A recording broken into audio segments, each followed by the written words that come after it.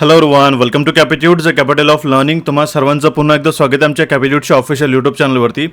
आज आपण आपल्या सेशनमध्ये MMRDA म्हणजेच मुंबई मेट्रोपॉलिटन रिजन डेव्हलपमेंट ऑथॉरिटीची नवीन रिक्रुटमेंट आलेली आहे 235 पोस्टसाठी. याबाबतचं कंप्लीट रोडमॅप पाहणार आहोत आणि परफेक्ट स्टडी प्लॅन जो आहे कशाप्रकारे जो तुम्हाला फॉलो करायचा ज्यामुळे तुमचं सिलेक्शन जे आहे हे 100% होईल याची मी तुम्हाला माहिती देतो आहे. बघा, आजच्या सेशनमध्ये सिलेबस काय आहे, इम्पॉर्टंट टॉपिक्स कुठले राहणार आहेत, PYQs कसे रेफर्स काय करायचे, एलिजिबिलिटी काय, सोबतच त्याचा एक्झामिनेशन पॅटर्न याबाबतची संपूर्ण माहिती मी आजच्या एका कंप्लीट सेशनमध्ये देतोय.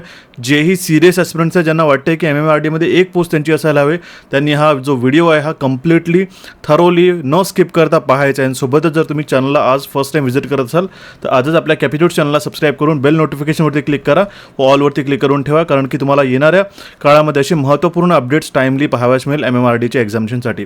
मुंबई महानगर प्रदेश विकास प्राधिकरणसाठी जी चांगली रिक्रुटमेंट आलेली आहे त्याबाबतचे जे इम्पॉर्टंट टॉपिक्स आहेत, सोबतच त्याची जी महत्त्वाची जी की पॉईंट्स असतात ना, ह्या सगळ्या गोष्टीची मी थरोली जो रिव्ह्यू आणि रिसर्च करून तुम्हाला हा सेशन देतो आहे.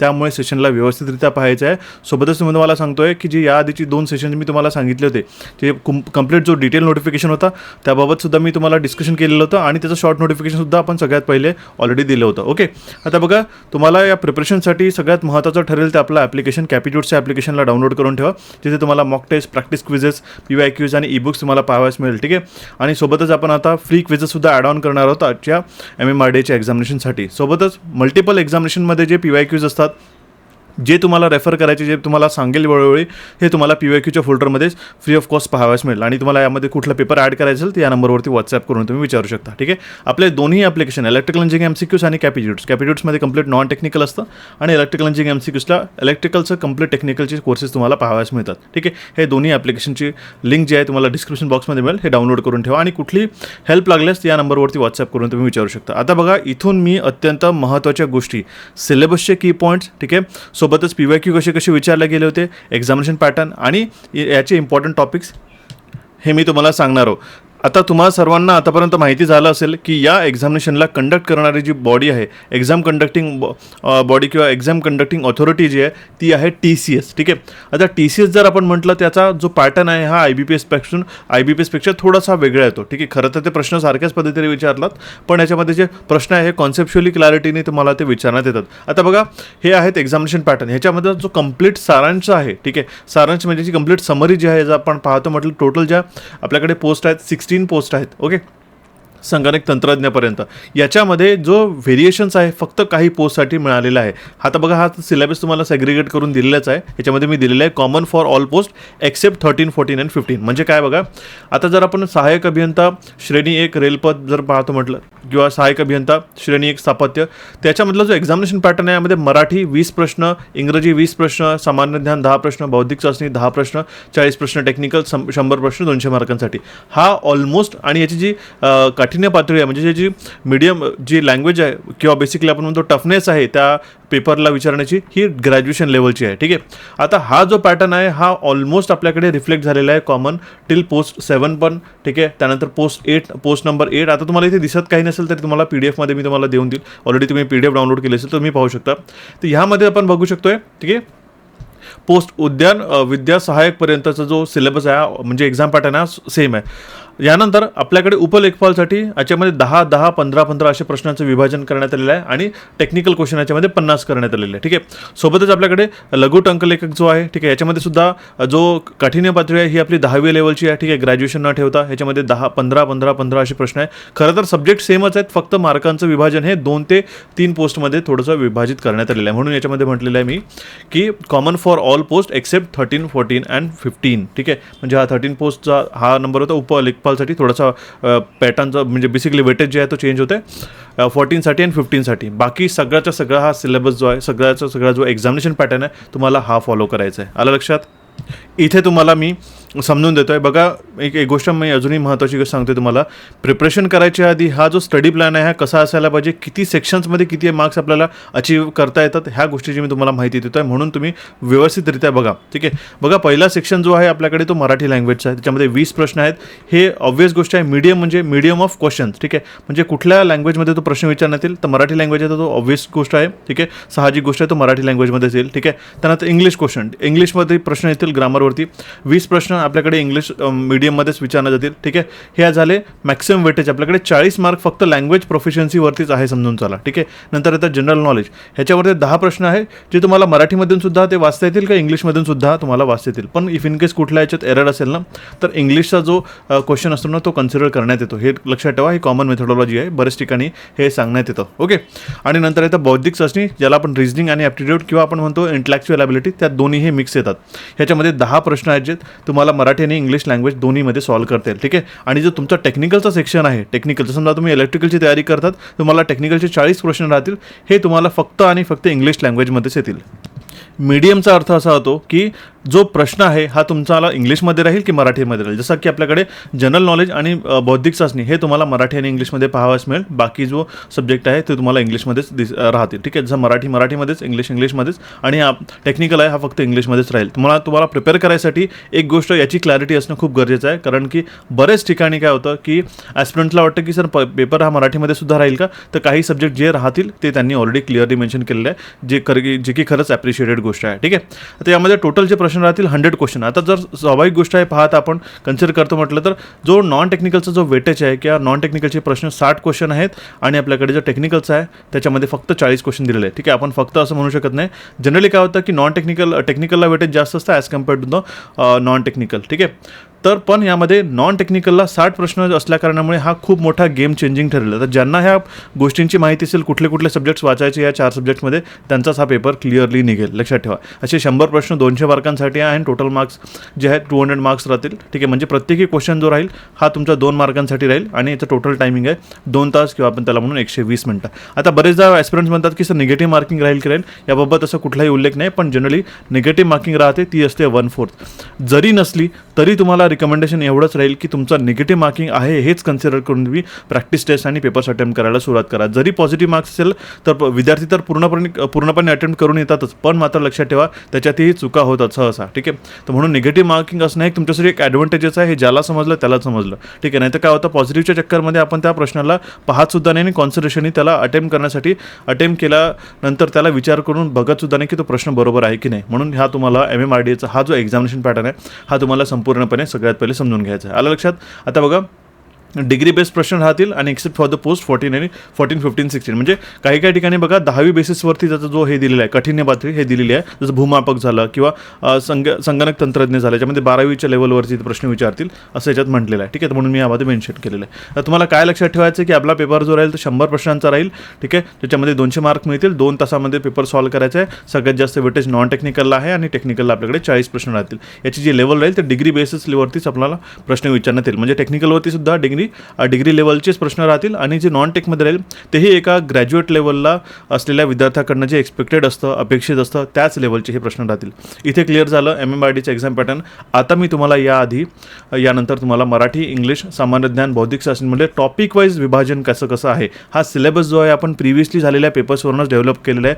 ज्या म्युनिसिपल कॉर्पोरेशनच्या एक्झाम्स असतात, ज्या TCS एक्झाम घेतात, त्याला मी संपूर्णपणे ॲनालिसिस करून तुम्हाला त्या की पॉईंट वाईज जे विभाजन आहे सिलेबसचं ते करून देतोय. पण सोबतच तुम्हाला सांगतो जर तुम्ही आतापर्यंत सबस्क्राईब नसेल केलं तर चॅनलला लगेच सबस्क्राईब करा आणि बेल नोटिफिकेशनवरती क्लिक करून ऑलवरती क्लिक करा. कुठलीही अडचण असल्यास, गायडन्स असल्यास या नंबरवरती बिंदासपणे व्हॉट्सॲप करा, तुम्हाला नक्कीच मदत करण्यात येईल. ठीक आहे, आता सगळ्यात पहिले तर मराठी नॉलेज. ठीक आहे, किंवा आपण ज्याला आपण म्हणतो मराठी ग्रामर किंवा त्याला आपण म्हणतो मराठी व्याकरण. ठीक आहे, ह्याच्यामध्ये काय होतं सहसा आता बघा याचे सगळ्यात जास्त वेटेज आहे 20 प्रश्न. ठीक आहे, यामध्ये काय आहे IBPS आणि TCSमध्ये जो आहे. ठीक आहे, हे बघा लक्षात ठेवा IBPS आणि TCSमध्ये एक विभाजन असं असतं की IBPS आहे हे जनरली 4 ते 5 टॉपिक जे आपण ह्यामध्ये दिलेले आहेत ह्या टॉपिकवरती ते प्रश्न विचारतात. पण मात्र TCS जो आहे ठीक आहे हे सगळे प्रश्न वर्ण, संधी, प्रयोग झाला, समास झाला, ठीक आहे, हे सगळ्या टॉपिकवरती येतात. आता तुम्हाला याची संपूर्ण तयारी करायची आहे. याचा कोर्स ऑलरेडी सुरू झालेला आहे आणि कम्प्लीटसुद्धा आहे आपल्या कॅपिट्यूटच्या ॲप्लिकेशनला, त्याबाबतची तुम्हाला माहिती देईलच. पण सगळ्यात पहिले ते टॉपिक्स लक्षात ठेवा. ठीक आहे, यामध्ये येतं वर्ण, संधी, शब्दाच्या जाती व त्यांचे प्रकार, लिंग, वचन, काळ, प्रयोग, समास, भाषेचे अलंकार, वाक्याचे प्रकार. आता बघा शब्दांच्या जाती व त्यांच्या प्रकारमध्ये नाम, सर्वनाम, विशेषण, क्रियापद, क्रियाविशेषण, अव्यय, त्यानंतर येतं शब्दयोगी अव्यय, उभयानवी अव्यय, केवळ प्रयोगी अव्यय. हे शब्दांच्या जाती व त्यांच्या प्रकारमध्ये विभाजन झालं. शब्दसमूहाबद्दल एक शब्द, समानार्थी, विरुद्धार्थी, विरामचिन्हे, म्हणी व वाक्यप्रचार, विभक्ती व त्यांचे प्रकार, दुसऱ्या भाषेतून मराठी भाषेत आलेले शब्द व जोड शब्द.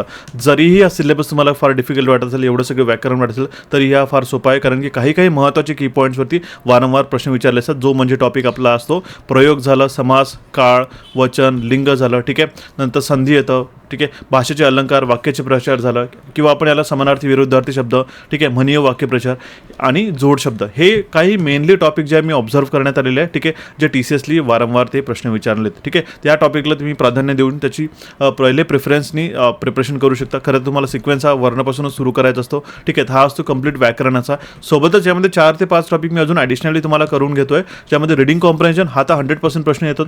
2 ते 3 प्रश्न याच्यामध्ये तुम्हाला एक्सपेक्टेड आहे या रिडिंग कॉम्प्रेन्शनवरती. एरर बेस्ड प्रश्न विचारतात, शफलिंग बेस्ड असतात, आणि TCSमध्ये काय असतं, शफलिंग जे आहे स्टेटमेंट बेस्ड असतं, आणि सिंगल लायनरचे क्वेश्चन्स असतात. 1 ते 2 क्वेश्चन तुम्हाला याच्यात पाहायला मिळेल, ठीक आहे. आणि fill in the blank based सुद्धा प्रश्न राहील. हा सुद्धा एक statement based single 1 liner question तुम्हाला पाहावयास मिळेल, ठीक आहे. तर ह्याची कंप्लीट तयारी जर तुम्ही तयार केली तर तुम्हाला 20 पैकी ॲटलिस्ट एक 18+ किंवा आपल्याला 17+ क्वेश्चन जे आहेत ना ॲक्युरेट घेता येतील. मी तुम्हाला प्रॅक्टिकल अप्रोचही सांगतोय, असं नाही की 21-20 घेता येईल, हे कधीच शक्य होणार नाही. बरेचदा आपल्याला सिली मिस्टेक्स होतात, काही समानार्थी, विरुद्धार्थी शब्द माहिती राहत नाही. आता बघा सर, याची तयारी कुठून करायची, या कोर्समधून आपण करूच आहे, ठीक आहे. पण सोबतच ॲडिशनल तुम्हाला एक नवीन हे देतोय, टास्क देतोय. डेली काय करायचं, जर MMRDचा पेपर करायचा आहे, संपादिका जी असतं ना, ठीक आहे, पेपरमध्ये आलेले कुठल्याही मराठी न्यूजपेपरमध्ये, ठीक आहे, 15 ते 20 मिनटं संपादिका वाचण्यासाठी हा घालावा. ते सगळ्यात पहिलं टास्क कुठलं करायचं आहे की संपादिका जे असतात, ज्याला आपण म्हणतो आर्टिकल्स, ठीक आहे, चांगल्या टॉपिकशी रिलेटेड आर्टिकल्स वाचावं, जेणेकरून तुम्हाला रिडिंग कॉम्प्रेन्शनवरती मॅक्सिमम मार्क्स घेण्यासाठी आणि वाचन शक्ती जी आहे ती वाढेल, आणि सोबतच तुमचं जे ग्रास्पिंग पॉवर आहे तो सुद्धा वाढतो. दुसरी गोष्ट म्हणजे रिडिंग कॉम्प्रेन्शनमध्ये वेगवेगळे शब्द आणि त्याचे अर्थसुद्धा माहिती पडतात. ओके, तर जो RC जो असतो, ज्याला आपण उतारावरील प्रश्न म्हणतो, ह्यासाठी तुम्हाला रोज जे संपादिका 10 ते 15 मिनटं किंवा 15 ते 20 मिनटं हे वाचावं लागेल. ओके, हा झाला पहिला मराठी नॉलेजचा कंप्लीटली 20 क्वेश्चनचा प्रिपरेशनचे टॉपिक्स, ठीक आहे. मी तुम्हाला हायलाईट करून सुद्धा दिलेले आहे. आणि याची जर तुम्हाला PDF हवी असेल ना, ठीक आहे, तर मला काय करायचं, या नंबरवरती व्हॉट्सॲप करा, किंवा मी टेलिग्राम चॅनल सुद्धा देऊन देऊ, ठीक आहे. व्हॉट्सॲप काय करायचं, MMRDA सिलेबस PDF, ठीक आहे. मी तुम्हाला ह्या कंप्लीट सिलेबस जी दिलेली आहे, जी शिकवतो आहे, ह्याची पूर्ण PDF तुम्हाला देऊन दिली. त्यात काय काळजी करू नका, ठीक आहे. काही स्क्रीनशॉट घ्यायची गरज नाही याची. मी सरळ तुम्हाला याची जी PDF आहे सिलेबसची देऊन देईल, ठीक आहे. व्हॉट्सॲप करायचं या नंबरवरती. फक्त व्हॉट्सॲप करा, तुमचं नाव, कुठल्या पोस्टसाठी तयारी करते, आणि MMRDA सिलेबस PDF हे मात्र नक्कीच मेन्शन करा, ठीक आहे.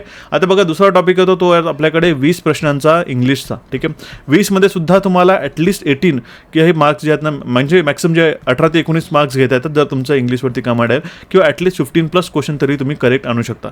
आता याच्यामध्ये मुख्यतः जे TCSचे प्रश्न असतात ना, ह्याच्यामध्ये कॉमन एरर स्पॉटिंगवरतीच सगळ्यात जास्त प्रश्न पाहावाच मिळेल. म्हणजे 5 प्रश्न तुम्हाला, 4 ते 5 प्रश्न कॉमन एरर स्पॉटिंगवरती मिळतील. Improvement of the sentence, fill in the blank झालं, मिसस्पेल्ड वर्डसाठी तुम्हाला इंग्लिशसाठी वाचावं लागेल. जसं तुम्हाला संपादिका वाचायला लावलं तसंच सेम तुम्हाला इंग्लिश न्यूजपेपरमध्ये 15 ते 20 मिनटं आर्टिकल वाचावं लागेल, ठीक आहे. किंवा ज्याला आपण एडिटोरियल म्हणतो, त्यामुळे मिसस्पेल्ड वर्ड्स असतात. आणि खरं तर त्यासाठी एक जे आपलं टेलिग्राम चॅनलला सुद्धा आपण जे आहेत ना, डेली व्होकॅब जे आहे तुम्हाला प्रोव्हाइड करत असतो. जर तुम्हाला नसेल माहिती, ठीक आहे, तर तुम्हाला ते आजच जॉईन करून घ्यायचं टेलिग्राम चॅनल, ज्याची तुम्हाला लिंक डिस्क्रिप्शन बॉक्समध्ये मिळेल, किंवा यूट्यूबला सुद्धा कम्युनिटीला देत असतो. तिथे रोज डेली 4 वर्ड्स असतात ना, ते वाचत चला, ठीक आहे. नंतर येतं क्लोज वर्ड, सिनोनिम, अँटोनिम, ज्याला आपण समानार्थी, विरुद्धार्थी शब्द म्हणतो, one word substitution, idioms and phrases, arrangement of sentence and reading comprehension. आता बघा, रिडिंग कॉम्प्रेन्शन कधी तुमचं इम्प्रूव्ह होईल, जर तुमची रिडिंग हॅबिट वाढली. दिवसाच्या 15 ते 20 मिनटं जर तुम्ही काढला, अर्धा तास द्या, 15-15 मिनटं दोन्ही मराठी आणि इंग्लिशसाठी एडिटोरियल वाचायला नक्कीच द्या, ठीक आहे. हे तुमचं टास्क राहील डेली. जर सिरियस ॲस्पिरंट असाल तरच तुम्ही ही गोष्ट ऐकाल, आणि जर तुम्हाला सिलेक्शन पाहिजे असेल तर ज्या गोष्टी मी तुम्हाला सांगतोय तुम्ही नक्कीच याला इम्प्लिमेंट आणि फॉलो जरूर कराल, ठीक आहे. आलं लक्षात. तर ह्या इंग्लिशच्या टॉपिकला कम्प्लिटली 10 टॉपिक्स आहेत. ह्या टॉपिक्सवरती आपल्याला प्रश्न विचारते. त्यामध्ये सगळ्यात जास्त असतो common error, misspelled word, synonym, antonym, आणि एक क्लोज टेस्ट हा तर येऊन जातो. आणि दुसरी गोष्ट म्हणजे रिडिंग कॉम्प्रेन्शन. ह्या टॉपिकवरती मेनली ते प्रश्न विचारतात. ओके, ह्याची झाली आपल्याकडे 20 प्रश्नांची कंप्लीट जो टॉपिक वाईज लिस्ट आहे हे मी तुम्हाला दिलेली आहे, ठीक आहे. ह्याच्यानंतर येतं जनरल नॉलेज. आता बघा, जनरल नॉलेजमध्ये एक अनप्रेडिक्टेबिलिटी फार लागू असते. 10 पैकी तुमचे जरी 5 प्रश्न जरी करेक्ट आले, ठीक आहे, 10 क्वेश्चनपैकी 5+ जरी क्वेश्चन करेक्ट आलेत ना, ठीक आहे, ओके, तरी तुम्हाला समजून चालायचं की आपला प्रॉपर प्रिपरेशन झालेलं आहे. कारण की तुम्ही कितीही याच्या मागे लागाल, लक्षात घ्या, कितीही याच्या मागे लागाल तर टॉपिक्स जे आहेत हे फार डायव्हर्सिफाईड असतात, वेगवेगळे असतात. म्हणून तुम्हाला ह्याच्यामध्ये जे स्टिप्युलेटेड टॉपिक्स आहेत, जे मोजके आणि कामाचे टॉपिक्स आहेत ना, तेच मात्र करा. यामध्ये काय MMRDAचे बेसिक्स वाचून जायचं तुम्हाला. करंट अफेअर्ससाठी आपल्याला डेली जे मंथली आपलं कॅपिट्यूड्सला आपण यूट्यूब सेशन देतो, ह्याच्यामधून आपलं करंट अफेअर्स कव्हर होईल, ज्याच्यामध्ये नॅशनल इंटरनॅशनल इव्हेंट झालं, गव्हर्नमेंटच्या स्कीम झालं, काही रिपोर्ट्स अँड इंडायसिस झालं, किंवा जसं की हॅपीनेस इंडेक्स वगैरे झाला. ठीक आहे, तो इंडेक्स वगैरेवरती प्रश्न विचारतात जे जनरली स्टँडर्ड असतं आणि कॉमन असतं. अपॉइंटमेंट झालं, बुक्स अँड ऑथर, अवॉर्ड झाले रिसेंटली दिले, स्पोर्ट्समधल्या काही घडामोडी, डिफेन्स आणि स्पेसमधल्या काही रिसेंट न्यूज, ह्या करंट अफेअर्समधले सुद्धा प्रश्न विचारतात. महाराष्ट्र GK वरती काही फंडामेंटल प्रश्न विचारला जाऊ शकतो. स्टॅटिक GKमध्ये सगळेच टॉपिक करून घ्या एकदा. इम्पॉर्टंट डेज अँड थीम झालं, कॅपिटल करन्सीज, हेडक्वार्टर झालं ऑर्गनायझेशनचे, नॅशनल पार्क एक इम्पॉर्टंट असतो, डॅम्स अँड पॉवर प्लांट हा टॉपिक इम्पॉर्टंट असतो, इम्पॉर्टंट इन्स्टिट्यूशन अँड प्रोजेक्ट्स. ठीक आहे, तर बघा जनरली काय वर्ल्ड इकॉनॉमिक फोरम किंवा समजा काही अशा इंटरनॅशनली लेवलवरती ज्या मेजर हायलाईट्स असतात ना इंडिया लेवलवरती, त्या तुम्हाला कराव्या लागतील, त्या स्टॅटिक GKमध्ये सुद्धा कव्हरअप होतात. ओके, त्याच्यावरती सिंपल प्रश्न असतात, जसं की कुठल्या इम्पॉर्टंट ऑर्गनायझेशन त्याच्या हेडक्वार्टर्सवरती सुद्धा एक प्रश्न विचारला असतो. आता हा जो टॉपिक आहे history, politics, constitution, geography and Indian economy हे तुमच्याकडे ऑप्शन आहे. जर थोडासा वेळ मिळतो तर तुम्ही यावरती असलेले जे मेजर प्रश्न आहे किंवा रिपीटेडली जे प्रश्न विचारले जातात ना, हे मात्र तुम्ही नक्की पाहू शकता. पण GKला ॲज अ इगोवरती घेऊ नका की मला 10 on 10 याच्यावरती आणायचं आहे. ठीक आहे, ह्या गोष्टीची लक्षात आलं. पण तुम्हाला करंट अफेअर्स जे मंथली असतात ना आपल्याकडे कॅपिट्यूड्सवरती, हे मात्र नक्की फॉलो करा. आता कुठून फॉलो करायचं आहे तर बघा, तुमच्याकडे एप्रिल एंडपर्यंत समजा एक्झामिनेशन जी लास्ट डेट आहे आपण कन्सिडर करून चालू आहे, एक्झामिनेशन कंडक्ट होईल अशा पद्धतीने. ठीक आहे, कारण की लास्ट डेट संपली मार्चमध्ये, मिडमध्ये, तर त्याच्या 30 ते 40 दिवसात आपण एक्झाम कंडक्ट होईल या पद्धतीनेच आपण टार्गेट करते. तर मेच्या स्टार्टिंगला किंवा एप्रिलच्या अर्ली आपण टार्गेट केलं तर एप्रिलच्या एंडमध्ये आपण एक्झाम होईल. या पद्धतीने मिनिमम तरी जानेवारीपासून जे आहेत ना किंवा डिसेंबर 2025 पासून तुम्ही करंट अफेअर्स पाहणं सुरू करा. कारण की याच्यामध्ये बघा आपण कम्प्लिटली न्यूज वन शॉट आपण सेशन देत असतो, ज्यामध्ये सगळे प्रूव्हन सेशन असतात त्या TCS आणि IBPSच्या परीक्षेमध्ये. यामध्ये आपल्याला national international news, banking, MOU, scheme, appointment, days and themes, award, defence, science, sport हे सगळे टॉपिक्स आपले कव्हर होतात या एकाच सेशनमध्ये. ठीक आहे, तर म्हणून हे सेशन तुम्हाला पाहायचे आहे. ठीक आहे, याची ईबुकसुद्धा आपल्या कॅपिट्यूड्सला अवेलेबल असतं. ठीक आहे, आलं लक्षात. हे एक थर्ड टास्क झालं तुम्हाला, जसं मराठीचं दिलं, ठीक आहे, इंग्लिशचं सांगितलं, आणि थर्ड तुम्हाला हे करंट अफेअर्स पाहावं लागतील. कारण की याच्यामधले जे महत्त्वाचे प्रश्न असतात ना, हे तुम्हाला नक्कीच 3 ते 4 प्रश्न हमखास पाहावयास मिळेल. ठीक आहे, तर हा एक तुमचा टास्क झाला जनरल नॉलेजसाठी, ज्यामध्ये आपल्याकडे 10 क्वेश्चन आपल्याकडे परीक्षेत आहे. ओके, ह्याच्यानंतर येतं आपल्याकडे तो आहे लास्ट जो आहे टॉपिक इंटलेक्च्युअल ॲबिलिटी. आता इंटलेक्च्युअल ॲबिलिटी करताना काय विद्यार्थी IBPSच्या परीक्षेला TCSच्या करून जातात आणि TCSच्या परीक्षेला जे आहे IBPSचं करून जातात.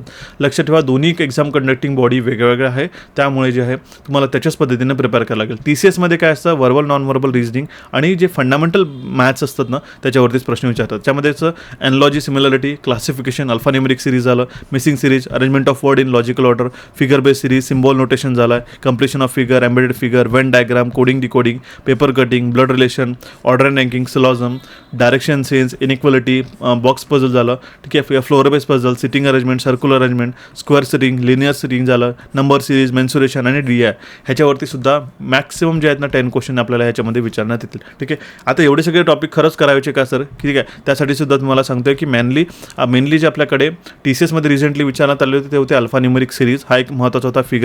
फिगर बेस नव्हता, बेसिकली एक कम्प्लिशन ऑफ किंवा एक कोडिंग डिकोडिंग टॉपिक होता. ठीक आहे, एक सिरीज आली होती आणि सोबत आपल्याकडे सिलॉझम होता. ठीक आहे, blood relation, order and ranking, ठीक आहे, डायरेक्शन सेन्स, इनइक्वालिटी. ठीक आहे, आणि सोबतच मेन्सुरेशन, DI आणि नंबर सिरीज हे ॲडिशनली करून टाका, कारण की नंबर सिरीजसुद्धा एक इम्पॉर्टंट पॅरामीटर होतो. तर हे काही टॉपिक जे आहेत मी तुम्हाला हायलाईट केलेले हे प्रश्न विचारतात. मिसिंग सिरीजसुद्धा आता किंवा अल्फान्यूमेरिक सिरीजवरती सगळ्यात जास्त आपल्याकडे रिसेंटली प्रश्न पाहायला मिळतात. ठीक आहे, पण आता figure base series, symbol notation हे खूप इझी असतात. जर तुम्ही SSC GD लेवलचे सुद्धा प्रश्न काहीतरी केलेत त्याच्यातले, तर सुद्धा तुमची जी प्रॅक्टिस कव्हरअप होऊन जाईल. ठीक आहे, तर मेनली काय वेन डायग्राम झालं किंवा एम्बेडेड फिगर झालं, कम्प्लिशन ऑफ फिगर, हे फंडामेंटल लेवलचे प्रश्न होतात, हे तुम्ही सोडू शकता. पण फक्त मला एक लिस्ट द्यायची होती. ठीक आहे, त्यासाठी मी तुम्हाला लिस्ट प्रोव्हाइड करून दिली आहे. हे जे हायलाईट करून ठेवलेले टॉपिक्स आहेत ते फार इम्पॉर्टंट होते, जे तुम्हाला करावे लागेल. ठीक आहे, तर या पद्धतीने आपल्याकडे जे कम्प्लीट जो सिलेबस आहे, ठीक आहे, याचे जे सब टॉपिक्स आहेत, अशा प्रकारे हे कम्प्लीट आपल्याकडे 60 क्वेश्चनचं प्रिपरेशन आपल्याला करता येतं. ठीक आहे, त्याची मी टॉपिक वाईज लिस्ट दिलेली आहे. सोबतच आता यासाठी आलेले बरेच सगळे रिक्वेस्ट आणि भरपूर आणि प्रचंड डिमांड पाहता, ठीक आहे.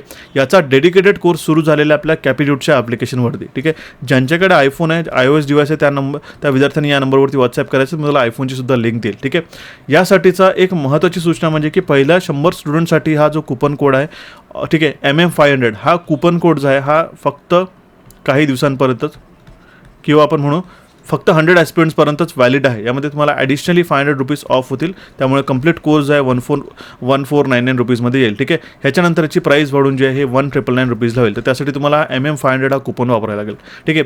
ह्याच्यामध्ये सगळे सेशन्स आपण जे आता मी तुम्हाला मेन्शन केलेले आहे हे अपलोड झालेले आहेत, ज्यामध्ये आपल्याकडे मराठीचं संपूर्ण व्याकरण जेवढे टॉपिक मी तुम्हाला दिलेले आहे ते सुद्धा अपलोड झालेले आहे. इंग्लिश झालं, बौद्धिक चाचणी, सामान्य ज्ञान, हे चारही विषयांची कंप्लीट 60 मार्क्सची कंप्लीट प्रिपरेशन जी आहे एकाच कोर्समध्ये मिळेल.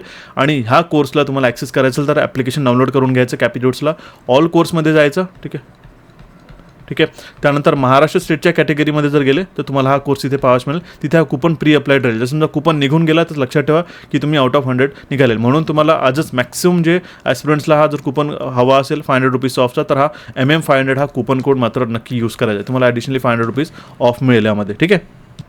फर्दर तुमच्या काही डाऊट्स असेल, काही क्वेरीज असेल तर या नंबरवरती तुम्ही व्हॉट्सअप करू शकता. ह्यामध्ये आपण नोट्स देतो आहे, व्हिडिओ लेक्चर्स असतील, ठीक आहे, MCQ सोबत आपण घेतो आहे, काही सेक्शनल टेस्टसुद्धा ॲड करू. प्रिव्हियस इयरचे प्रश्न जे TCSने विचारण्यात आले होते त्याचेसुद्धा आपण ई-बुक्स जे आहेत ना हे याच्यामध्ये ॲड करतो आहे रिसेंटली. कोर्स पूर्ण अवेलेबल आहे, तुम्ही आजच पाहायला तुम्ही एनरोल केल्याबरोबर तुम्ही याला पाहणं सुरू करू शकता. पण सेक्शनला तयारी करताना मात्र जे मॅक्सिमम वेटेजचे टॉपिक्स आहेत जसं काही मराठी आणि इंग्लिश याला पहिले प्राधान्य द्या, ठीक आहे. नंतर येतं थर्ड प्राधान्य आपल्याकडे बौद्धिक चाचणी आणि फोर्थ GK वरती, ठीक आहे. GKला साईड बाय साईड करत चाला, पण मराठी आणि इंग्लिश दोन्ही आपल्याला करायचं आहे. तुम्हाला याला कंप्लीट करायला एक 30 डेजचा 30 दिवसांचा एक कालावधी लागेल पूर्ण सगळे सेशन्स कव्हर अप करायला, ठीक आहे. सोबतच जे आपण ॲडिशनली कॉन्टेंट ॲड करू ते सुद्धा तुम्हाला पाहावं लागेल. पण मात्र व्हिडिओ लेक्चर्स एकही मिस करू नका, कारण की जेवढं टू द पॉईंट आहे तुम्हाला माहिती आहे रिसेंटली मेडाच्या एक्झामिनेशनमध्ये जेवढा मी शिकवलं होतं तेवढ्याच पद्धतीने तुम्हाला परीक्षेमध्ये कॉन्टेंट पाहावयास मिळालं होतं, ठीक आहे. म्हणूनच तुम्हाला ह्यासाठी सुद्धा रिकमेंडेशन राहील की जेवढं कॉन्टेंट त्याच्यामध्ये ॲड केलेलं ते पूर्णच पाहायचं आहे, कुठलंही स्किप करायचं नाही, ठीक आहे. त्या सगळ्या चारही सब्जेक्टची जी तयारी आहे तुम्हाला एकाच कोर्समध्ये पाहावयास मिळेल, ठीक आहे. सोबतच जो एक्झाम पॅटर्न मी दिलेला आहे आणि याची PDF जर तुम्हाला हवी असेल तर तुम्ही मला नक्कीच व्हॉट्सअप करा, ठीक आहे.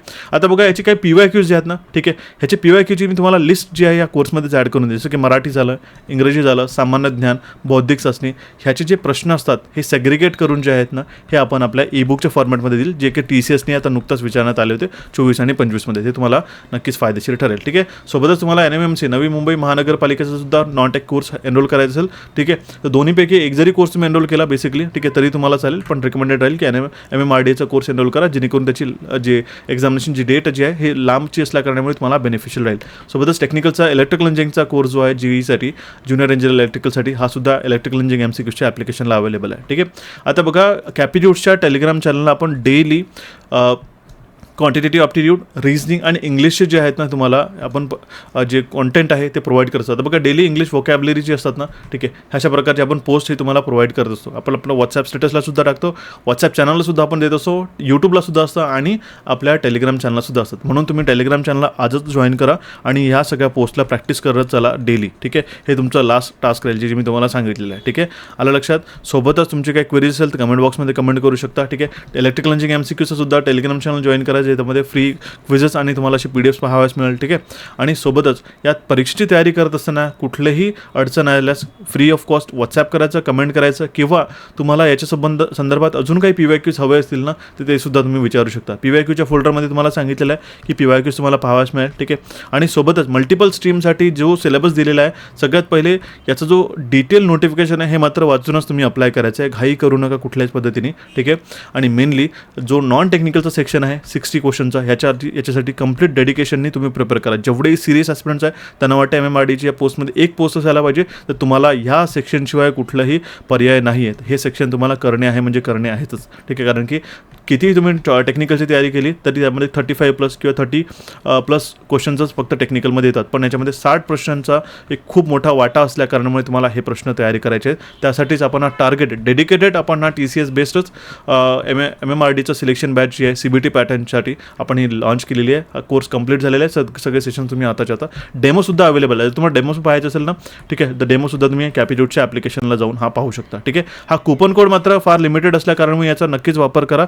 याचा जे व्हॅलिडिटी आहे एक्सटेंड करण्यात येईल. हा व्हिडिओ जरी जुना होईल तरी याला वाढवण्यात येणार नाही. म्हणून ज्या विद्यार्थ्यांनी लवकरात लवकर हा व्हिडिओ बघितला आहे त्यांनी मात्र हा कुपन कोड नक्कीच यूज करा. ठीक आहे, या सेशनला तुम्ही तुमच्या मित्रांपर्यंत शेअर करा. काही क्वेरीज असाल हे सांगा. आपल्या कॅपिट्यूडचं ॲप्लिकेशन आहे ते क्लिक करून डाउनलोड करा.